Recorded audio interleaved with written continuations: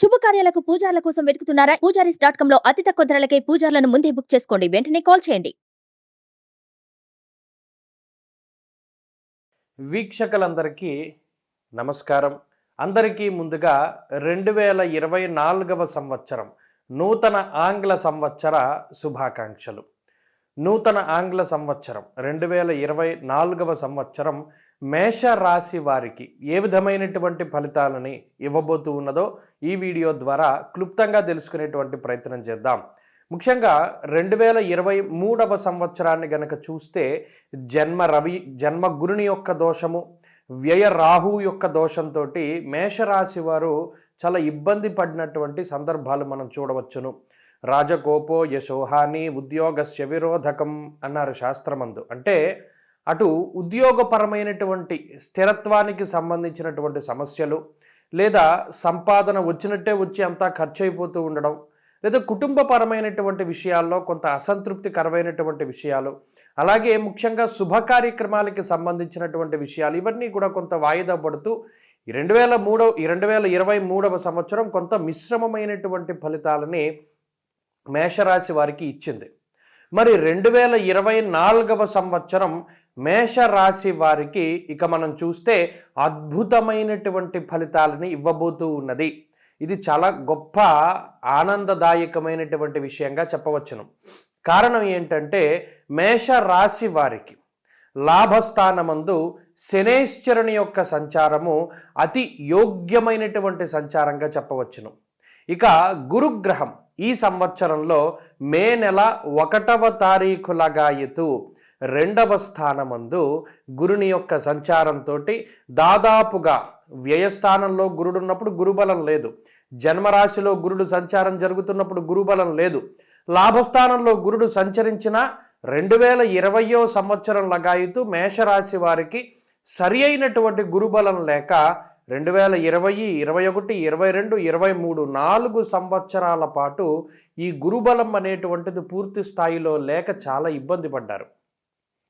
ఈ సంవత్సరంలో గురుని యొక్క ప్రభావం పూర్తిగా అనుకూలంగా ఉండబోతున్నటువంటి రాశుల్లో మేషరాశి చాలా ప్రధానమైనటువంటి రాశిగా చెప్పవచ్చును. ధనస్థానము మణిర్ముక్త ఫలం స్వర్ణం రత్నధాతు కదంబకం యాని కానిచ సర్వాణి ధనస్థాన ద్వినిర్ణయ అన్నది శాస్త్రం. 2వ ఇల్లు అనేటువంటిది చాలా ముఖ్యం.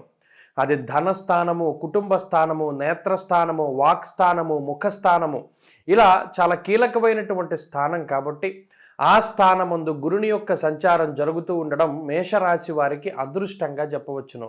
అలాగే మనస్సౌఖ్యం యశోవృద్ధిం సౌభాగ్యం చ ధనాగమ ధర్మవ్యయం మనస్సౌఖ్య అన్నది శాస్త్రం గురుబలం విషయంలో.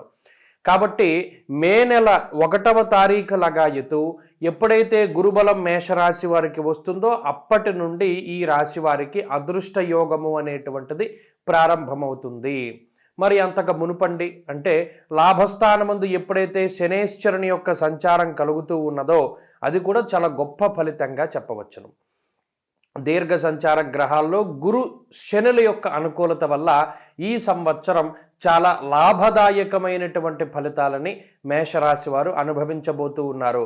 మధ్యలో అడపాదడపా అటు గురుగ్రహం వక్రించినా శనిగ్రహం వక్రించినా రాసులు మారడం లేదు కాబట్టి పూర్తి స్థాయిలో ఈ సంవత్సరం ఆంగ్ల సంవత్సరం అంతా కూడా మేషరాశి వారికి శుభ ఫలితాలని మనం ఆశించవచ్చును.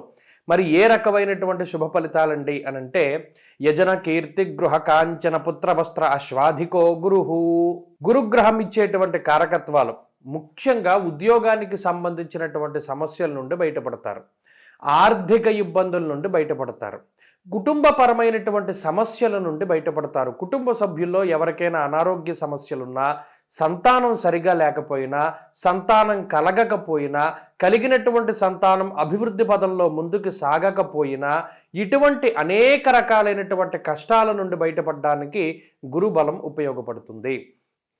శుభ కార్యక్రమాలు జరుగుతాయి. ఎవరైనా మేషరాశి వారికి వివాహం జరగవలసి ఉంటే వివాహమో, లేదా సంతానం కలగవలసి ఉంటే సంతానమో, లేదా ఏదైనా మొక్కుబడులు తీర్చేటువంటి క్రమంలో తీర్థయాత్రలు చేయాలి అంటే తీర్థయాత్రలో ఇటువంటి శుభ కార్యక్రమాల యొక్క పరంపర జరగడానికి అవకాశం ఉంటుంది. అలాగే తాకట్టు పెట్టుకున్నటువంటి బంగారు ఆభరణాలను కానీ, కుదువ పెట్టినటువంటి ఇళ్లను కానీ స్థలాలను కానీ పొలాలను కానీ ఏదైనా ఒక తాకట్టు పెట్టి ఏదైనా అప్పు తెచ్చుకున్నటువంటి విషయాలు ఉంటే గతంలో వాటన్నిటినీ కూడా విడిపించుకోగలుగుతారు ఈ సంవత్సరం ప్రధానంగా మేషరాశి వారు.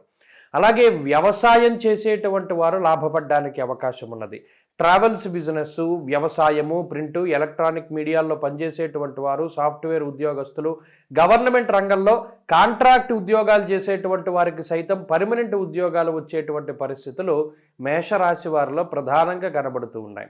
అడ్మినిస్ట్రేషన్ రంగానికి సంబంధించినటువంటి వారు, రాజకీయ నాయకులు, సినిమా రంగంలో ఉండేటువంటి వారు, రియల్ ఎస్టేట్ వ్యాపారం చేసేటువంటి వారు, వీరందరూ కూడా కన్స్ట్రక్షన్ బిజినెస్ దగ్గర నుండి అన్ని రకాలైనటువంటి వ్యాపారం, ముఖ్యంగా గురుడు కారకత్వాన్ని వహించేటువంటి ఈ వస్త్ర వ్యాపారాదులు, అలాగే ఆహారానికి సంబంధించిన అంటే కిరాణా షాపుల దగ్గర నుండి పెద్ద పెద్ద రెస్టారెంట్ల వరకు అన్ని వ్యాపారాలు కూడా చక్కగా ముందుకు సాగడానికి అవకాశం ఉంటుంది.